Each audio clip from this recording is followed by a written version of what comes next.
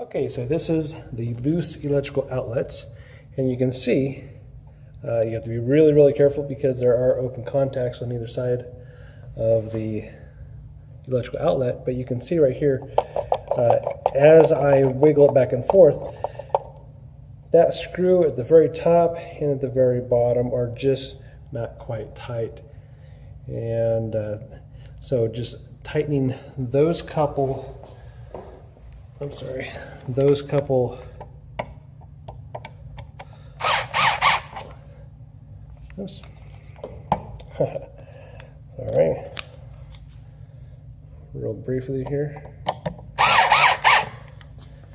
You can see that just tightening those couple things, it snugs up the whole outlet now.